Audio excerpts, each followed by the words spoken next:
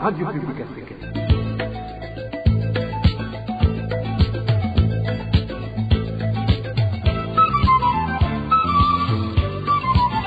Radio Publique Africaine.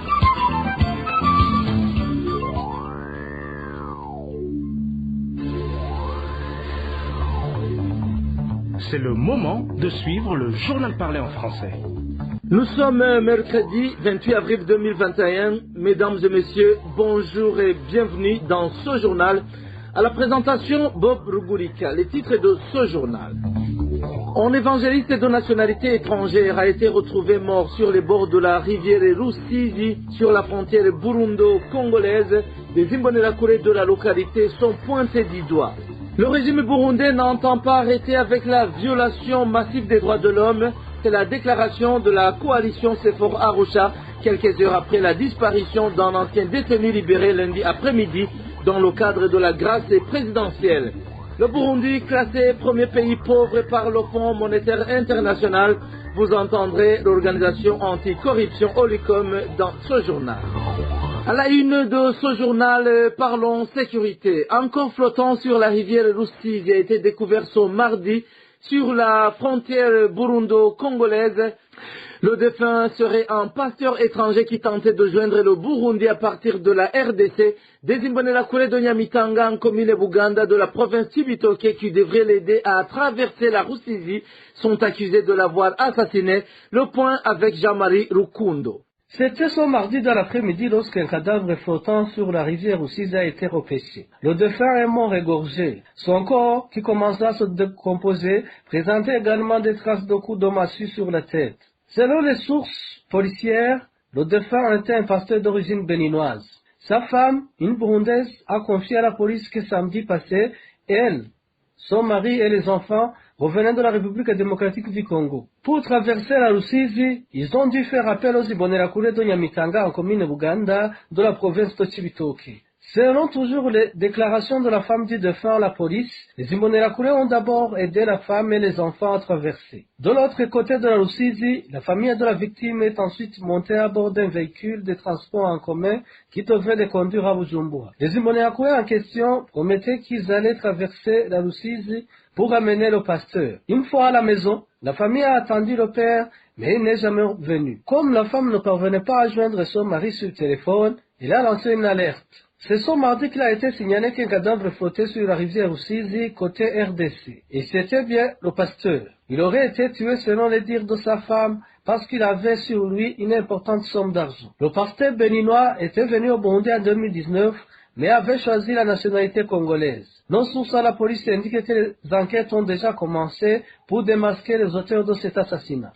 Une information qui vient de nous parvenir ici même dans les studios de la RPA. Une quinzaine d'organisations européennes viennent d'adresser une correspondance au Premier ministre belge pour attirer l'attention du gouvernement belge sur la situation en cours au Burundi et inciter le gouvernement belge à faire preuve de vigilance dans le cadre de la visite du ministre Albert Shingiro, chef de la diplomatie burundaise. Pour ces organisations qui militent pour la prévention des crimes de génocide et contre les négationnistes, la reprise de la coopération avec le Burundi est impensable à l'état actuel de la situation.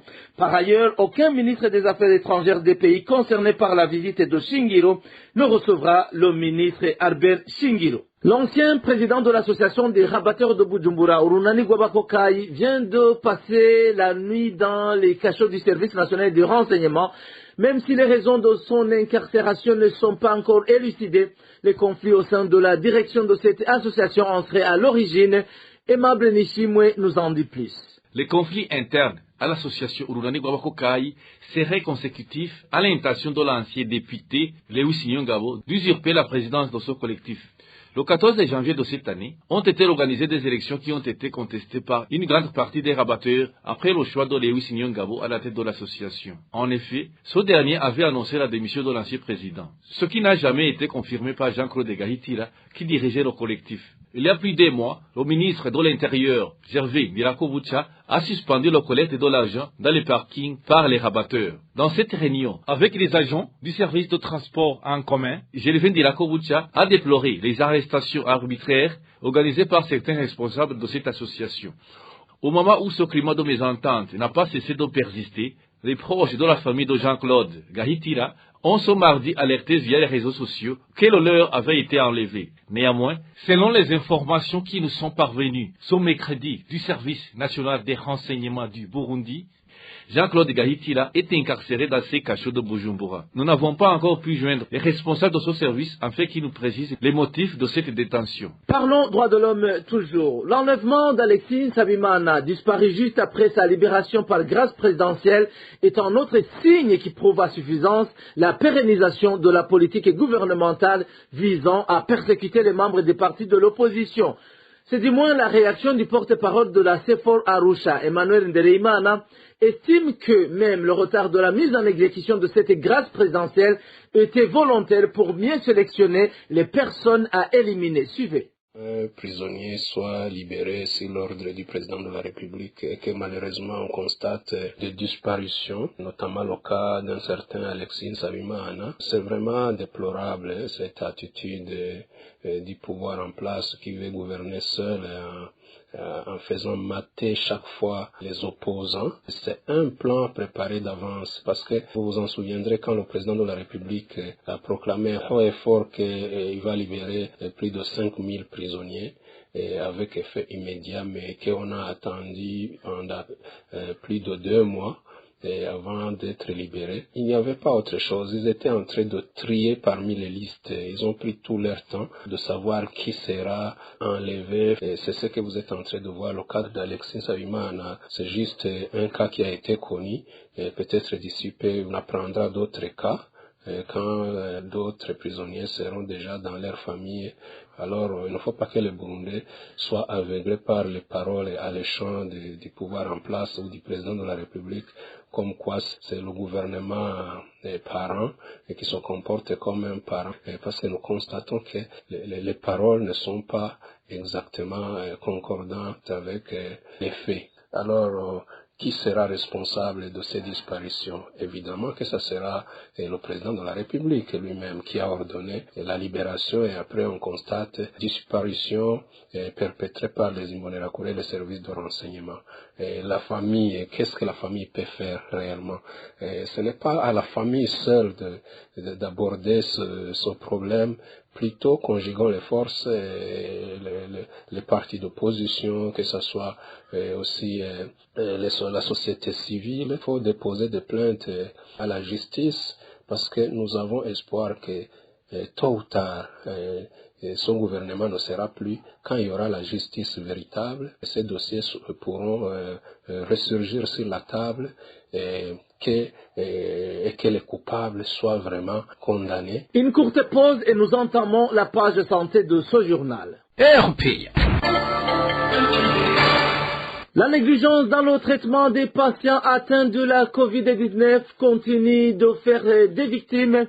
En l'espace d'un mois, la radio publique africaine a pu répertorier au moins 2 personnes déjà mortes faute d'assistance alors qu'elles avaient alerté à temps. Le point avec Francine Mahoro. La dernière victime portée à la connaissance de la RPA est un homme de 49 ans qui habitait dans la zone Gihosha, aux environs de l'endroit communément appelé Chebiha. Selon nos sources, cet homme est décédé ce mardi, 24 heures après avoir été renvoyé chez lui pour s'y confiner.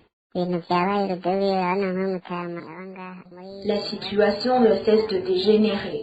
Au fait, cet homme est allé se faire dépister ce lundi. Ils ont constaté qu'il était mal en point. Pourtant, ils lui ont donné des médicaments et lui ont dit d'aller se confiner chez lui. C'est vraiment très dommage parce que le patient est décédé quelques heures après alors qu'il ne souffrait d'aucune maladie chronique. Toujours dans cette zone d'Ogihosha, un autre homme avait succombé à la Covid-19 un mois après. C'était lui aussi rendu à l'aide des hôpitaux de Bujumbura avant de se voir sommé de retourner chez lui. Malgré qu'il avait une forte fièvre et commençait à avoir des difficultés à respirer, les médecins lui ont juste donné des médicaments avant de le laisser partir. Mais selon un des voisins de la victime, au lieu de se remettre, sa situation ne faisait que s'empirer, et c'est des jours après le début du traitement. La même source fait savoir que cet homme est retourné à l'hôpital et s'est encore une fois vu refoulé. 3 jours après, il rendra son âme, faute d'assistance. Un comportement qui révolte certains agents affectés dans le secteur de prise en charge des malades atteints de Covid. Selon un des médecins qui s'est confié à la RPA, la situation risque d'empirer, surtout que rien de concret n'est en train d'être fait pour éviter autant que possible la prolifération de cette pandémie.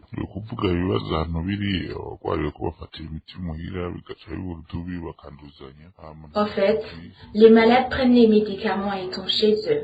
Mais comme certains ne suivent pas à la lettre les indications qui leur ont été données et qui ne bénéficient d'aucun suivi médical, ils continuent de contaminer les autres. De plus, l'équipe de dépistage vient d'être réduite, que ce soit au Bon Accueil, à Kanyosha ou à la clinique. Tantôt, ils disent que c'est faute de moyens, soit que cela est dû au manque de matériel. Mais ce qui est sûr, c'est que nos autorités ne semblent pas préoccupées par cette pandémie. Vous saurez que ces derniers jours, les résultats de tests ne sont disponibles qu'après une semaine ou plus, faute de réactifs, ce qui ne fait qu'accentuer les risques de propagation. À ce propos, la RPA a contacté le docteur Tadendi Kumana, ministre de la Santé publique, de même que Jean Bosco Girukushaka, le porte-parole du dit ministère mais en V. Page gouvernance de ce journal. Les parents d'élèves de l'école fondamentale Nyabigonzi, située sur la colline Karagara, zone Burukiro de la commune et province Rumongue, réclament l'installation d'un paratonnerre à cette école. Ses parents ont contribué à l'achat de ce matériel il y a plus d'une année, mais le directeur de l'école ne l'aurait pas encore acheté. Les détails avec Eric Nyonzima. Les parents des élèves de l'école fondamentale Nyabigonzi indiquent qu'ils ont contribué pour l'achat de cet outil l'année passée au cours du deuxième trimestre. Notre source à cet établissement scolaire fait savoir que chaque parent a contribué à hauteur de 1500 francs burundais et cet établissement a un effectif de 450 élèves, c'est-à-dire que la contribution collectée est de 675 000 francs burundais. Selon l'un de ses parents, c'est le directeur de l'école Nyabigonzi et le président du comité des parents qui aurait détourné cet argent. Lorsque nous posons cette question dans différentes réunions, Sébastien Ndaikengera et le président du comité des parents, Nzuenayo Shalebab, disent que le montant de cette contribution est sur le compte du directeur communal de l'enseignement. On se demande comment son montant a été déposé sur ce compte. Mais nous pensons que cet argent a été tout simplement volé par ces deux personnes.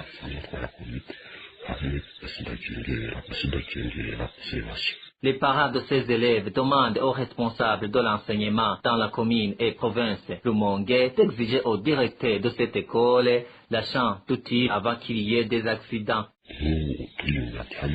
Imaginez s'il advient qu'un enfant qui soit foudroyé alors que nous avons déjà donné l'argent pour l'achat de ce paratonnerre. Qui sera responsable? Cette question n'est plus évoquée dans différentes réunions. Même celui qui ose demander, il est considéré comme l'ennemi de cette école. On lui dit aussi qu'il ne veut pas le développement de cette école. Nous demandons au directeur communal de l'enseignement et directeur provincial de l'enseignement d'exiger à ce directeur d'acheter ce dispositif pour prévenir des accidents. Nous n'avons pas pu joindre Heminda Ikengurukiye, le directeur de l'enseignement en commune Rumongue. Parlons économie à présent.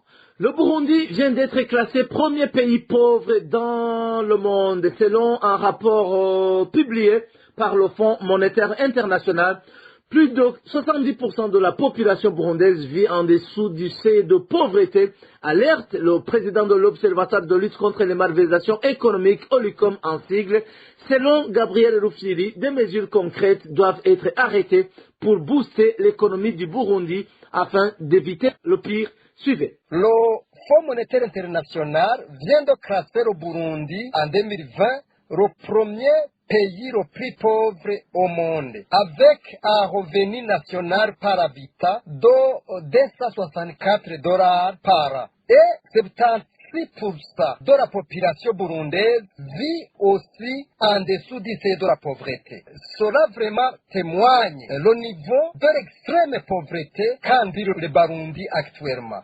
C'est la raison pour laquelle l'OLICOM demande aux serviteurs burundais de tout faire pour qu'il y ait les actions concrètes en matière de développement, surtout en mettant en avant au niveau du budget les secteurs porteurs de croissance, avec le budget d'austérité qui est orienté vers les secteurs porteurs de croissance, en instaurant des mesures de gouvernance en parallèle, plus particulièrement à l'état contre la corruption, je pense que les choses pourront avancer normalement. Mais avec ce que nous voyons actuellement, l'ORICOM craint que la situation, au lieu vraiment de s'améliorer, continue à avancer. Parce que c'est vrai, il y a plusieurs facteurs qui montrent que c'était diminution de croissance en dessous de ce qu'on avait en 2019. En 2019, on était sur une légère amélioration, mais maintenant nous sommes retombés à moins 3,2 du taux de croissance économique. Il faut vraiment prendre des mesures qui s'imposent pour la gouvernance et en sanctionnant bien évidemment les corrompus. Une courte pause et nous parlons environnement. RP. L'action de l'homme a contribué dans le glissement de terrain sur la colline Nibigira en commune Kabezi de la province de Bujumbura. C'est l'avis de Leonidas Nibigira, professeur à l'université du Burundi. Entre autres facteurs, professeur Leonidas Nibigira évoque l'écoulement des eaux qui ont perturbé les paramètres du sol. Écoutez. J'ai essayé de visiter l'amont de ce glissement-là, en amont du cercle de rupture. J'ai vu qu'il y a un robinet. Et d'après ce que l'habitant nous a raconté, il a dit qu'à un certain moment, à partir de septembre, il y a eu une fissuration. Il y a une fissure qui est apparue. Et après, rien n'a été fait. Et avec le robinet qui était juste en amont, il y a l'écoulement qui a continué à s'infiltrer à partir de la fissuration. Et ça a changé fortement les paramètres du sol, dont la cohésion. Il y a deux paramètres. Il y a ce qu'on appelle la cohésion, il y a ce qu'on appelle l'angle de frottement interne. Et ces deux paramètres dépendent de la teneur à anneau par rapport au point de rupture. Et du coup, j'ai trouvé que quand même cette eau-là pourrait avoir joué un grand rôle. Autrement dit, il faut que la population soit relativement sensibilisée par rapport à certaines attitudes ou comportements à afficher en cas d'apparition de ces phénomènes. Et un deuxième élément qui n'est pas des moindres, c'est le fait que les habitants sont restés sur la partie amont du glissement. Il y a ce qu'on appelle les surcharges. Donc, les surcharges en amont, ça ne fait qu'accélérer gravitairement le glissement vers l'aval. Et notre élément que je peux dire, où je peux voir la main de l'homme dans tout ce qui s'est passé ici, vous avez vu que ce soit en amont et que ce soit en aval, il y a des habitations qui sont là. Il faut alors maintenant se poser la question, comment est-ce qu'ils font pour avoir des parcelles où construire. Comme on se trouve effectivement dans une zone à forte pente, le premier réflexe, c'est le terrassement. On va terrasser. Et en terrassant, on cisaille la terre. Autrement dit, c'est comme si on déchausse le talus. Et il faut savoir que quand vous voyez une montagne qui est stable, tout est soutenu, que ce soit en amont et en aval. Professeur Leonidas Nibigira propose que la colline victime de ce glissement soit dégagée et que l'on essaie de canaliser l'eau qui résiste parmi les principales causes de ce glissement. Lundi dernier, en compagnie des experts en environnement, une équipe du ministère de l'Environnement a effectué une descente sur terrain pour constater les dégâts. C'est après que le glissement de terrain de vendredi ait contraint une vingtaine de ménages de 135 personnes de la colline Nibigira en commune Kabezi à quitter les lieux. Page environnement toujours. La crainte s'observe au sein des habitants des collines Kigwati 1 et 2 suite à la menace de la rivière Manda qui risque d'envahir les ménages d'un moment à l'autre. Actuellement, cette rivière se trouve à moins de 2 mètres d'une digue qui les sépare de ces collines. Le point avec Hervis Nyomongere. La population de la zone Nkaramu, menacée par la rivière Manda, fait savoir qu'en fait 2020, elle avait essayé de redresser cette rivière Peresori, un effort qui, malheureusement, c'est au départ un échec. Ces habitants s'inquiètent alors que les ménages pourraient d'un moment à l'autre être envahis par cette rivière. L'aéroport international Mekion Dadaye ne sera pas non plus épargné, zéro cet habitant de Rukaramu. Nous, les habitants de la zone Rukaramu, alertons les hautes autorités pour nous aider à trouver une solution pour la rivière Manda, devenue un casse-tête. Cette rivière continue à progresser à tel point qu'elle est maintenant à 2 mètres de la digue. Au mois de novembre 2020, les travaux de redressement ont été effectués et les habitants avaient contribué pour cette fin. Mais les administratifs nous ont handicapés car l'argent collecté n'a pas été utilisé comme il le fallait. Les ménages qui sont plus menacés sont ceux des collines Kigwati 1 et 2 situés en bas de l'aéroport, donc ce dernier n'est pas non plus épargné. À ce propos, la rédaction de la RPA n'a pas pu joindre Deogracias Sanganiumami, ministre des Infrastructures, de l'Équipement et des Logements sociaux. Dans notre édition héritérière, nous vous parlerons des contributions qui avaient été collectées pour redresser cette rivière. Hors de nos frontières à présent, les réfugiés burundais du camp de Mahama au Rwanda apprécient le pas franchi dans le secteur de la santé comparativement à la situation qui prévalait après l'implantation de ce camp. Révérend pasteur Jean Bosco Kwibichat, représentant des réfugiés burundais dans ce camp de Mahama, indique que les organisations qui œuvrent dans ce secteur font leur possible, même si quelques défis restent encore à relever. Suivez plutôt le révérend pasteur Jean Bosco Kwibichat. Kucerekeye amagara y'abantu kuva inkambi igitangura kugeza uno munsi twoshima cyane ko nous apprécions l'évolution du secteur de la santé depuis l'implantation du camp jusqu'à aujourd'hui. Je me souviens qu'au début, on avait un seul centre de santé de l'organisation ARC devenue Right qui s'occupait des réfugiés. C'était difficile parce que les patients étaient accueillis dans des tentes et en petit nombre. En 2016, un deuxième centre de santé de Save the Children a vu le jour et aujourd'hui nous avons 2 centres de santé qui sont opérationnels. Ils sont construits de façon moderne et les tentes ont été supprimées. Les infirmiers ont été majorés, les enfants sont soignés et régulièrement suivis, ce qui se fait également pour les adultes.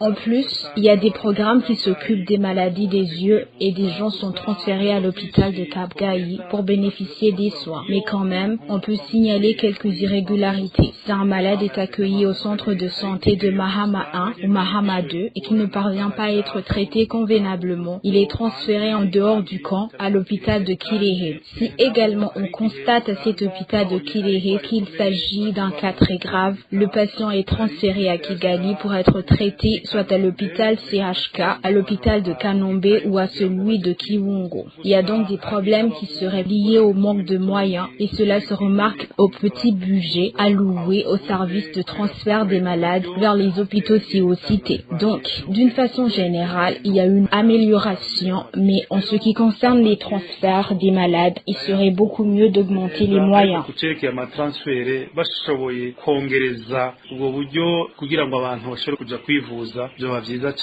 Point final à ce journal. Mesdames et messieurs, merci pour votre aimable écoute. Merci à la technique et à l'équipe rédactionnelle. Prochain rendez-vous de ce journal, ce sera demain à la même heure. Et d'ici là, portez-vous bien et soyez prudents.